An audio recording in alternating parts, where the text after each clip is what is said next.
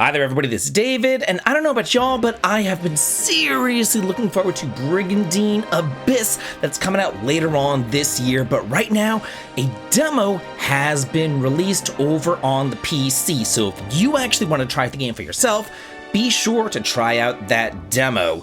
Really freaking cool. I got a chance to play it a couple of days early, and now I want to come to y'all and let you know all about it. And I definitely do think this worth the sub as you come and you join a party and you level on up with me. Thank you so much for your sub, your like, and your brand new hype. It helps me out a ton.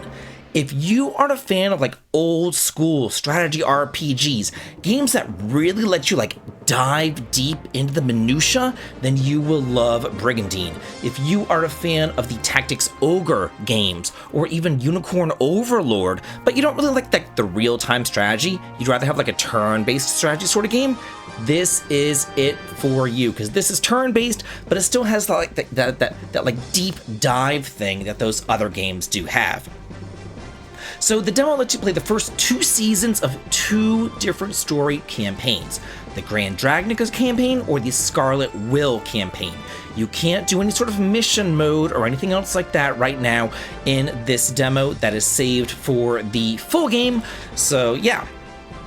So I ended up choosing the Scarlet Will people, but Grand Dragnica, let's just go over them and just talk about them. Grand Dragnica is a land of untamed wild dragons where humans and dragons coexist together, but the dragons are suddenly captured and brainwashed by the evil Nova Empire. So Largo and his friends set out to rescue them. Scarlet Will is more of like a mercenary campaign, and that again is the one that I chose. Basically, it plays this girl Garnet, and her father was killed trying to stop the chaos spreading across the land, so Garnet herself takes the leadership and fights against the nervous Imperium while trying to protect innocent people as well as the princess. So yeah. At the start of the game, you can choose between easy, normal, or hard difficulty modes.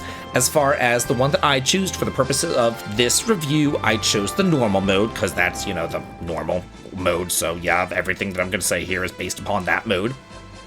And the game makes it abundantly clear that the difficulty aspects cannot be changed once you start, so whatever you pick at the beginning, you are stuck with until the end of the game. I know a lot of new games nowadays, they let you like change the difficulty whenever it is that you want to, but not this game. It's kind of old school that way. Also, there's a lot of different languages here that you can choose as far as like the text is concerned. Of course, I made the text in English, but no matter what you choose, voice acting is always going to be in Japanese. The story's told through like these like visual novel style cutscenes, very similar to like the older Fire Emblem games. The characters will talk, you'll hear the voice acting, the little portraits will pop up on the screen. Nothing really flashy or anything, but it totally works for a game like this. There are some animated cutscenes interspersed here and there, which are pretty cool, but for the most part, it's just gonna be like these visual novel sort of scenes. The actual combat takes place on a hexagonal grid, not like a square grid like Final Fantasy Tactics or Fire Emblem, more hexagons like Wild Arms XF if you've ever played that. So positioning works a little bit differently than the square-based grids. Basically, you have your movement points, and then you move to wherever you want to go. Your terrain will affect your movement. Different unit types interact with the terrain differently. So, like, if you are a ground-based combat unit and you want to move over mountains, of course, it's going to slow you down. You'll gain evasion if you're like in a field or a forest or something like that. If you're an aquatic unit, because there's aquatic units and there's also flying units, the flying units aren't affected by terrain at all. They just fly over it, so it really doesn't matter. The aquatic units can move through water a whole lot better than the other units too. And again, no matter or depending on which terrain unit you're on, it's going to affect your evasion, defense, attack power, things like that, with like a little modifier depending on that terrain.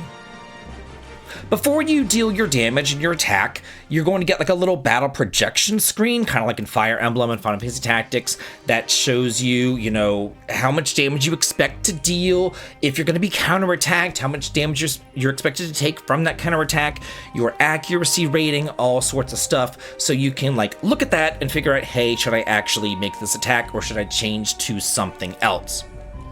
There's also a zone of control mechanic that's in a lot of different strategy RPGs nowadays. It didn't used to be, but it is now. And basically, if you get a lot of your units around an enemy unit, they'll be under that zone of control, which means that they won't be able to like escape as easily. Their movement will be restricted, and their stats will also be reduced. So if you have like an enemy completely surrounded, then you'll be able to deal like a lot more critical hits and a lot more accuracy and things like that, and they won't be able to escape. So it really does behoove you to surround enemy units as much as possible. However, that also affects you, so you don't want to get surrounded by enemy either, because then you will be screwed. Another thing, you have skills. You can't just use like a basic attack. Everything is a skill. And some skills use MP, some don't, depending on the skill.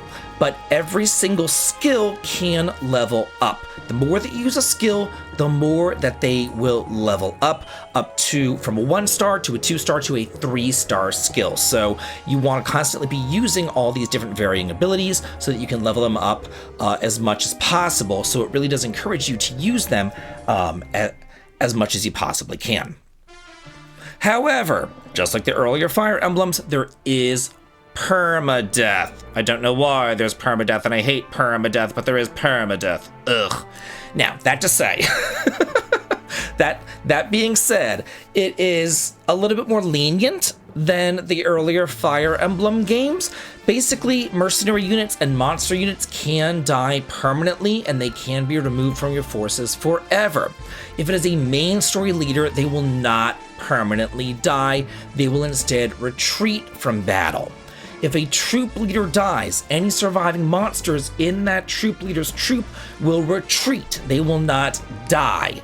So there are definitely some consequences here for playing recklessly, and you do need to be cognizant of what you are doing in battle. There is a revival thing that you can do, but that costs a lot of money.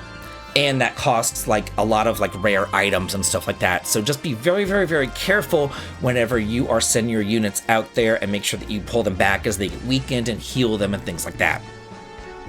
After each battle, you're going to receive your rewards like experience and gold, and your troops will level up depending on what actions they perform during combat.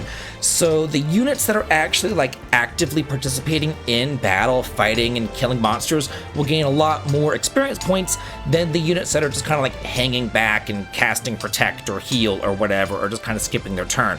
So the more stuff that you do, the more experience points that you'll earn. However, at the end of every single battle, everybody will earn a blanket amount of experience points to make sure that nobody gets like too far behind, if you know what I mean.